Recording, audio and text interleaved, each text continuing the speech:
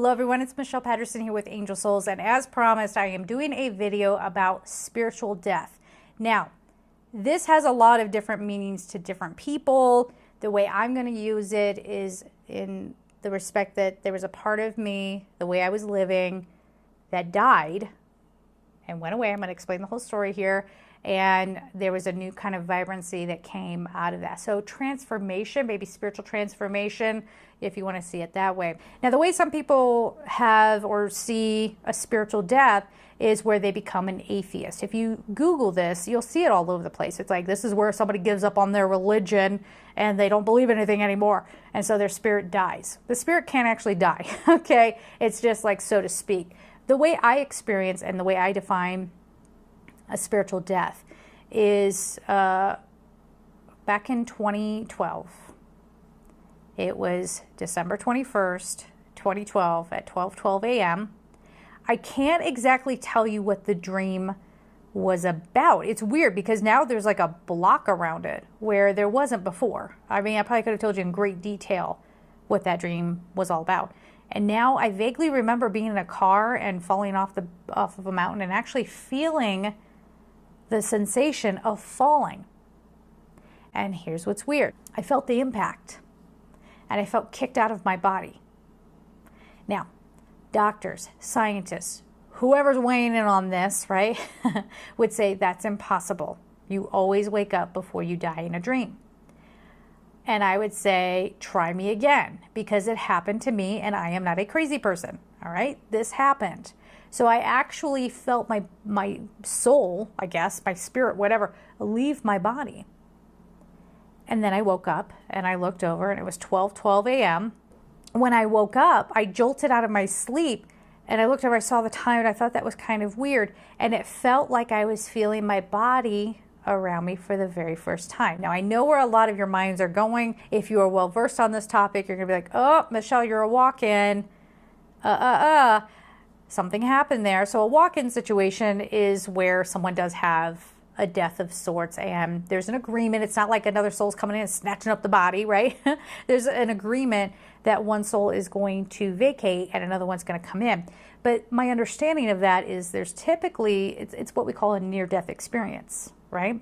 That's where one soul is shifting out and potentially, it doesn't happen with everybody with a near-death experience, but if there's some bit of a soul agreement, another one can walk in and continue living as that person. I know, wild, right? I don't think that that's what happened here. It was an ending. It was an ending in the way I'd always struggled. It was an end of a path. It was the end, however you want to see that. There was an ending. And what was just strange was like I was being, when I woke up, it was like I was being refreshed. The body felt new to me. I know, again, you guys are going to go back to the walk-in thing, but hang with me here.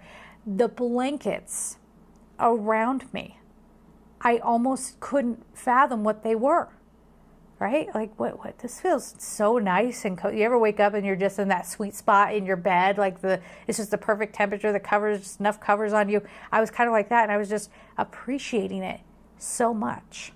But there was always a split second of, what is this? I don't understand this. Wow, this is really nice. Wow, this feels really good to be sleeping in this bed. I went on with my day. I took a shower, and I could not believe how good the hot water felt, right? It was like I had never taken a shower before. I've taken a shower before, excuse me. But, it was like I've never felt hot water before. I remember this is kind of embarrassing and funny, I suppose, but there was a spinach leaf. I had a salad that day, and I picked out a piece of spinach, and I just sat there examining it and just looking at how it was constructed and really looking at the detail of it and going, this is amazing. This spinach is amazing, right?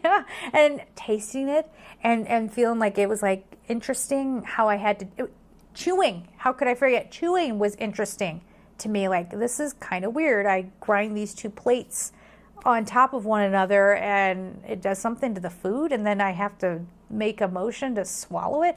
Weird. And my face looked funny to me as well. Like, I was like, oh my gosh, like, oh, wow, that's just the construction of the face, of the human face. When I would look at anybody else, I would almost find myself staring in a weird and awkward way. Let's say it once more. Many of you are going to say, Michelle, you are totally a walk-in girl. You are totally, something else came in there. Living as you. No, because I can't explain it in any other way except I know I'm me. I know I'm still here, right? I have all the memories. I still have connections to the emotions from things that happened a while ago. Yes, that can be imprinted in a physical body, and yes, that could be picked up by another soul that walks in.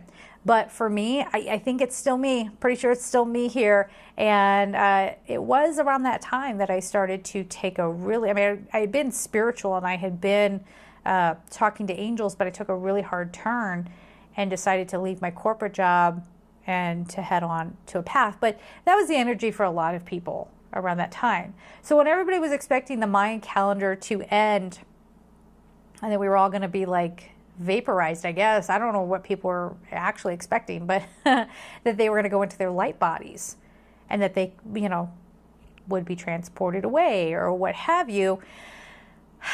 That didn't happen in my physical body, but it was like a real sharp pivot, weirdly, on 12/21/2012 at 12:12 a.m. Right? So that's what I'm talking about with a spiritual death. There was a definite, distinct ending.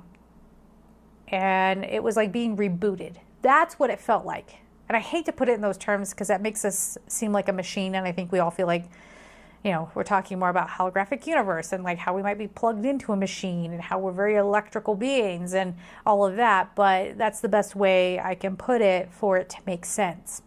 So what happens if you have a spiritual death? Some of you might say, hey, I remember having a death and yeah, I died in the dream.